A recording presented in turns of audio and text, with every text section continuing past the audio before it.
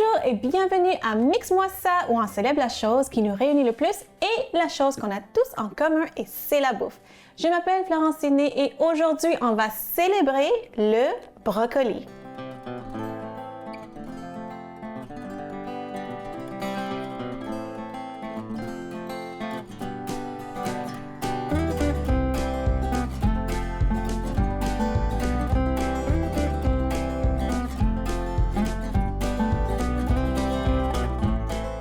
Donc, c'est ça, le brocoli, voilà, j'ai mon brocoli ici. Le brocoli, ça vient de la famille des choux, puis apparemment, il est italien, c'est d'origine italienne. C'est sûr que c'est utilisé partout en Europe, des régions méditerranéennes, puis vraiment partout dans le monde, mais apparemment, il est italien. Puis, c'est drôle parce que même s'il est italien, aujourd'hui, les plus gros producteurs de brocoli, c'est l'Inde et la Chine. En tout cas, donc aujourd'hui, on va faire 2 recettes de brocoli. On va commencer avec une partie de brocoli que les gens n'utilisent pas. Donc là, j'ai mon beau brocoli ici. Normalement, les gens vont utiliser les fleurettes jusqu'ici. Souvent, les gens vont jeter les tiges. Puis il faut pas jeter les tiges. Les tiges, il y a beaucoup de nutrition comme dans le reste du brocoli. Il y a de la nutrition comme du bas jusqu'en haut. Donc c'est riche en vitamine C, c'est riche en acide folique, vitamine K. Donc faut jamais jeter les tiges de brocoli. On peut les mettre dans des soupes, on peut faire des potages. Mais aujourd'hui, je vais utiliser les tiges pour faire une salade, ok? Donc, je vais vous montrer comment ne pas gaspiller les tiges. Donc là, je vais prendre un autre brocoli, je vais couper, puis les fleurettes, on va utiliser pour une autre recette après, ok? Donc, comment je prépare mes tiges pour faire une salade? Donc, je les coupe. Puis après ça, je coupe l'autre bout qui est un peu plus dur, comme le bout vers la fin. OK? Comme ça. Et, c'est ça. Vers la fin, c'est vraiment dur. Là, je vais éplucher. Donc, je vais éplucher mon brocoli. OK? Puis, vraiment, pas besoin d'être parfait. C'est ça, parce que de toute façon, on va le râper. OK? C'est juste pour enlever l'extérieur qui est un peu dur. Ça peut être un peu dur. OK? Donc, cette recette, cette salade, c'est vraiment inspiré d'une salade de choux. OK? Ça a les mêmes saveurs, les mêmes ingrédients, presque les mêmes ingrédients. Ça se mange bien avec c'est ça, de viande. En été, on peut l'apporter dans un barbecue, manger ça avec des grillades, des hot dogs, des choses comme ça, là. Donc, c'est ça. C'est vraiment comme une salade de choux, mais avec des tiges de brocoli. OK? Pour ne pas gaspiller. Donc là, ici, j'ai mes 3 tiges de brocoli. Ça, je vais jeter. OK, puis je vais prendre une carotte. Donc, c'est une carotte comme ça. Puis je vais éplucher ma carotte aussi. Comme ça.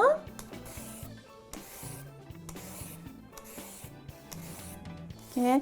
Puis c'est rare, comme j'ai dit. Mais premièrement, les gens vont jeter les tiges. Puis aussi, quand les gens vont l'utiliser, ils ne vont pas le jeter, qui est déjà une bonne chose.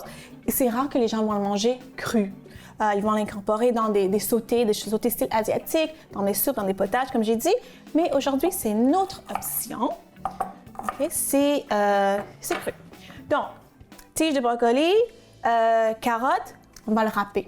Okay, on va le râper. Je vais prendre mon bol ici. On va le râper. Puis c'est vraiment facile à faire. C'est ça, voilà.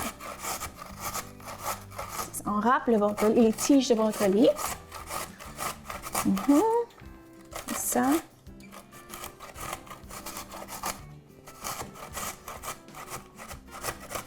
Puis les tiges de brocoli, quand c'est cru comme ça, je trouve que le goût est vraiment différent que quand c'est cuit. Parce que des fois, quand c'est cuit, le goût est un peu plus fort. Donc, c'est un goût un petit peu plus comme léger. Donc, c'est ça. Je vais râper mes tiges.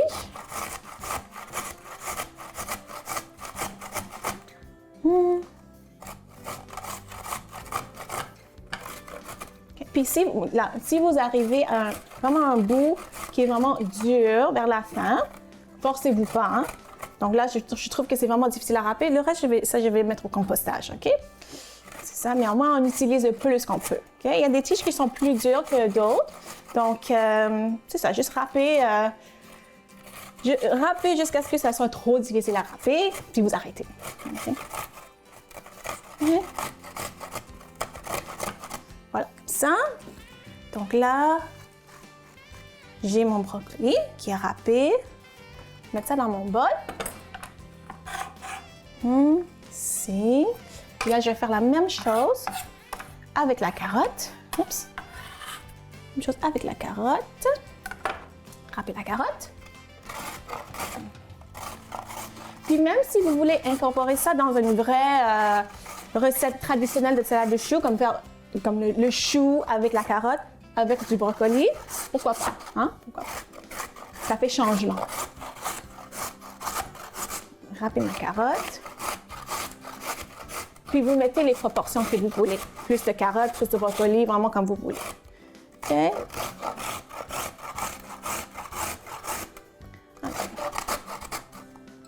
Puis l'autre chose que je vais mettre après, c'est un petit peu d'oignon. Oups, un petit peu d'oignon frais. Pas beaucoup parce que quand c'est frais, quand c'est pas cuit, là, ça peut être un petit peu plus fort. Okay? Donc un petit peu. OK. Ça aussi, ma carotte est difficile à râper ici. Voilà, je vais utiliser. OK, donc dans mon bol, j'ai mis seulement la carotte et les tiges de brocoli râpées. Quand on revient après la pause, on va faire la vinaigrette pour cette salade. Okay, revenez tout de suite après.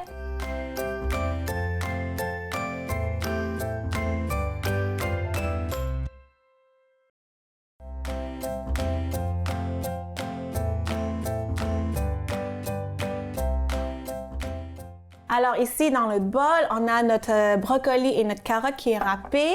Je vais juste rajouter un petit peu d'oignon, vraiment pas beaucoup parce que l'oignon c'est fort, hein? Surtout dans une salade comme ça, fraîche. J'aime pas mettre trop, mais le goût d'oignon c'est bon aussi. OK? Voilà, oups. OK, donc vraiment un tout petit peu d'oignon comme ça. Puis hacher vraiment finement. Voilà, dans le bol. Puis maintenant, pour la vinaigrette.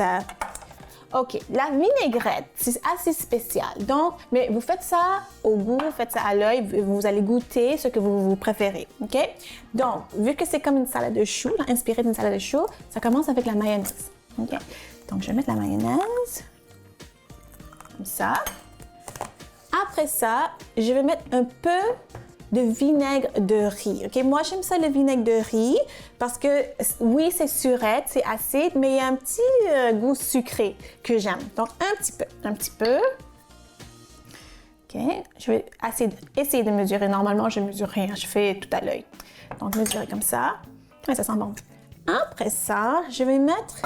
Les gens vont trouver ça drôle, mais c'est bon. C'est vraiment le vinaigre, la saumure qui vient du bocal des cornichons. Donc, c'est ça. Voilà.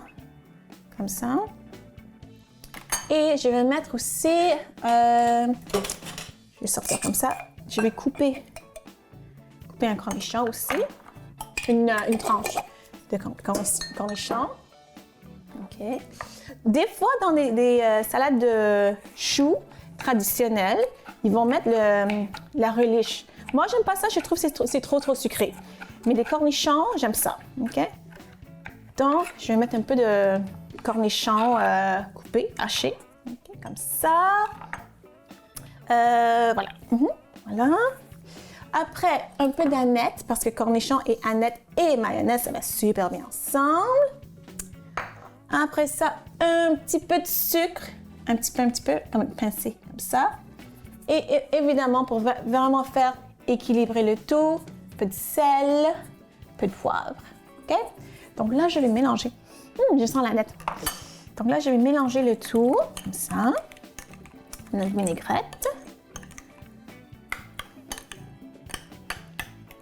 OK. Ça, c'est bon. Puis moi, j'aime ça que c'est vraiment crémeux comme ça. J'ai vraiment mis beaucoup plus de mayonnaise que de vinaigre.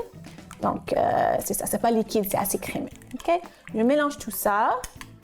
Laissez-moi juste goûter un petit peu. Ouais, c'est bon. C'est vraiment bon. Donc là, je vais mettre ça dans les brocolis puis les carottes râpées. Je vais mélanger le tout. OK? Puis ça, c'est mieux, en tout cas, si vous avez très faim, aussi le souper est déjà prêt, vous pouvez le manger comme ça. Mais c'est toujours mieux de laisser réfrigérer au frigo pendant au moins 20 minutes. OK? Donc là, je vais mélanger tout ça. OK? Et je vais le couvrir. Et au frigo. Mettre ça au frigo. Là maintenant, la deuxième recette de brocoli. Donc ce qu'on va faire, on va faire une pâte feuilletée farcie de brocoli et de fromage. Qui n'aime pas ça? Qui n'aime pas ça? C'est toujours gagnant avec les enfants. Donc je vais prendre le restant d'oignons. Puis ça, c'est vraiment simple parce que quand on mélange brocoli et fromage ensemble, on n'a pas vraiment besoin de beaucoup d'assaisonnement parce que le mélange des deux, c'est assez. C'est vraiment assez. Oui, on va assaisonner un petit peu, mais pas beaucoup. OK? Donc, je vais mettre mon rond. Donc, ce qu'on va faire, on va préparer, on va cuire la farce. Donc, la farce, c'est juste brocoli. Le brocoli, l'oignon, l'ail. Puis le seul assaisonnement que je vais mettre, ou le seul épice, c'est un peu de poudre de chili. Parce que moi, j'aime bien un peu de piquant avec le fromage. Mais comme j'ai dit, si vous voulez rien mettre comme assaisonnement, vous pouvez rien mettre. Parce que brocoli et fromage, c'est assez bon au goût. Voilà. Comme ça. OK, les petits morceaux comme ça. Voilà, mon oignon est comme ça. C'est fait. Oups! Je vois quelques gros morceaux. Je vais juste les hacher comme ça. OK. Donc, c'est ça. Je vais couper l'ail aussi. OK. OK, pas beaucoup d'ail. Pas beaucoup d'ail, là. Une gousse d'ail.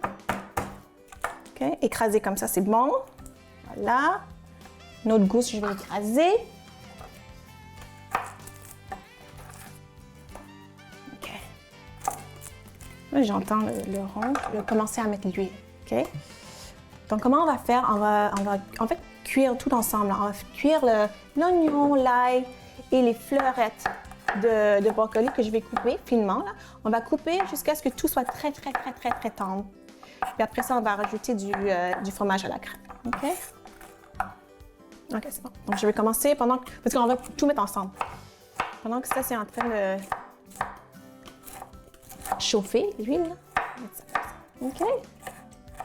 Voilà. Puis on va vraiment hacher finement le tout. OK? OK, voilà. Donc, c'est ça. Je vais continuer à couper ça. Comme je dis, je vais tout mettre dans ma poêle et je vais juste les cuire jusqu'à ce que ça soit vraiment tendre. Puis après la pause, on va mettre ça dans une pâte feuilletée. À tout de suite.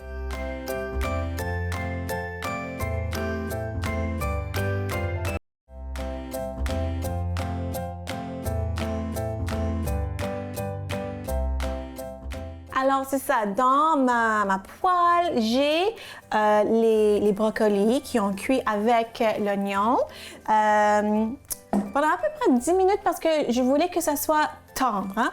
Donc, l'oignon et moi, j'ai mis un peu de poudre de chili. Il y avait l'ail aussi. Donc, les légumes sont assez tendres. OK? Donc, là, maintenant, ce qu'on va faire, c'est ça.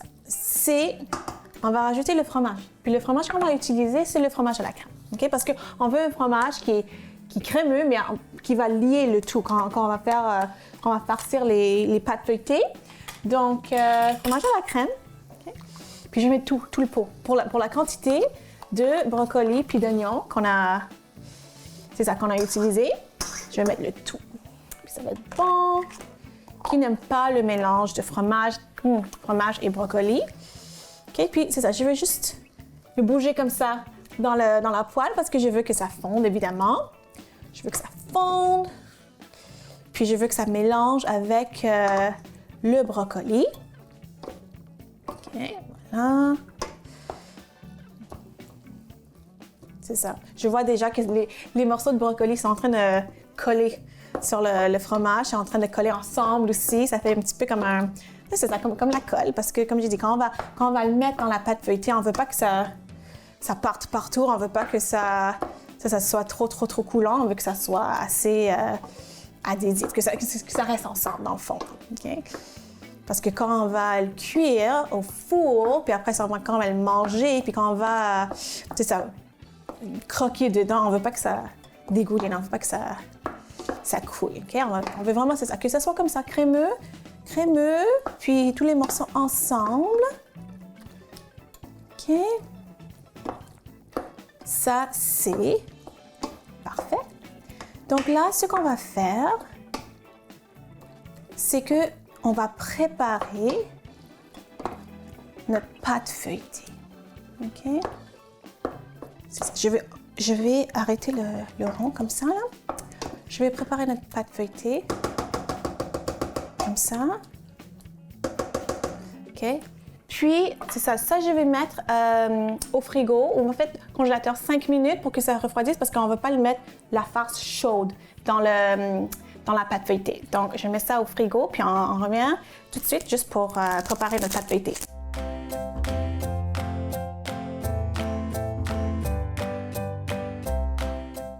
Alors, je vais refroidir un petit peu la farce parce que c'est pas bon de mettre la farce chaude dans la pâte feuilletée. Donc, c'est ça. Voilà notre belle farce, brocoli, oignon, fromage.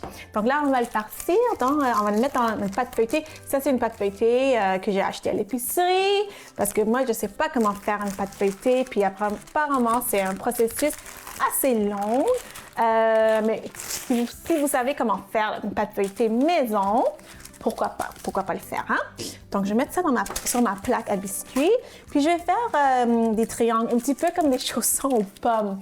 Donc, je vais couper, c'est ça, en 4. Voilà. Couper en 4 carrés. Puis, c'est ça, c'est vraiment comme faire des chaussons aux pommes. Donc, j'ai 4 carrés. Puis, je vais mettre la farce comme ça. OK, je vais prendre...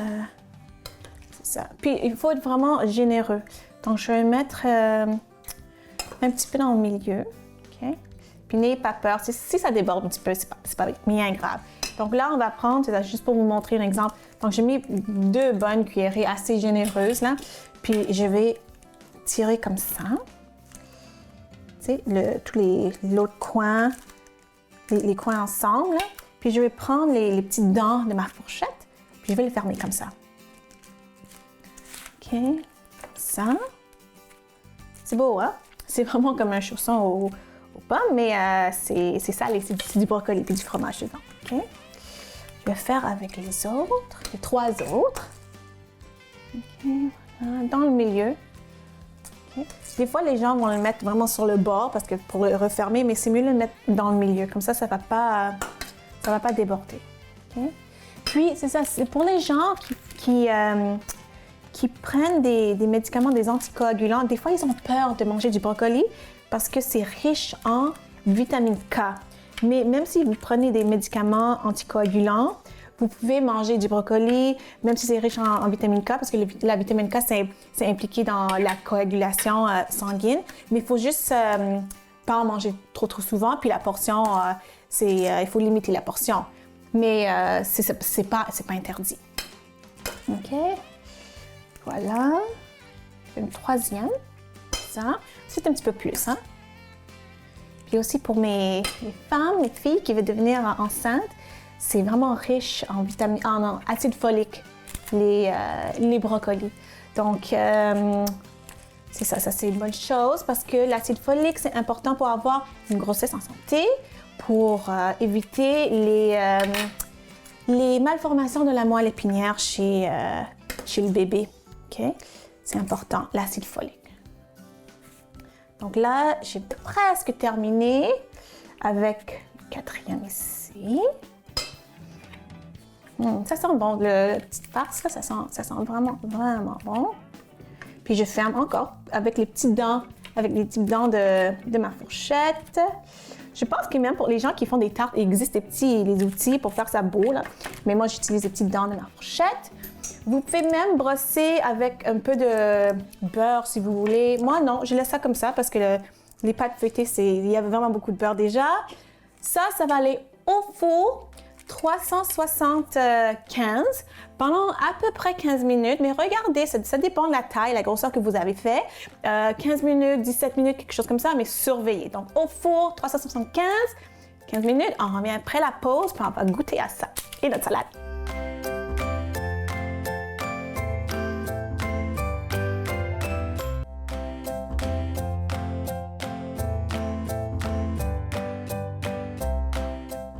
Alors, mon petit chausson, ma petite pâte feuilletée avec le brocoli, puis le fromage, c'est ici, puis c'est doré, puis ça sent bon. J'ai hâte de goûter à ça, je vois que c'est vraiment feuilleté. Là, j'ai sorti aussi notre salade brocoli, tige de brocoli à ne pas jeter, à ne pas gaspiller. Tige de brocoli avec les carottes. Puis l'ingrédient un petit peu spécial que moi j'ai mis, que moi j'aime, c'est la saumure, c'est le vinaigre qui vient du bocal des cornichons. Puis j'ai mis un petit peu de cornichons aussi. Donc c'est ça. Brocoli cru en tige, puis brocoli cuit. Donc là, je vais goûter à ça. Voilà.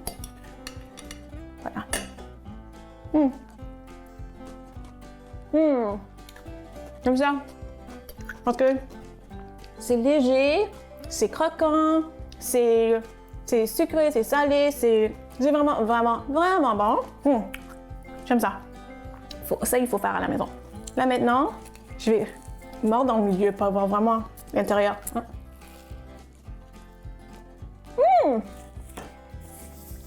J'aime ça. Parce que j'ai mis un peu de poudre de chili. Donc, c'est vraiment bon. En tout cas, j'espère que vous avez aimé notre célébration du brocoli. J'espère que vous allez essayer ça à la maison. J'espère que vous avez appris quelque chose aujourd'hui. Si vous voulez me suivre sur les médias sociaux, allez voir florenciné.com et on se voit la semaine prochaine. Bye!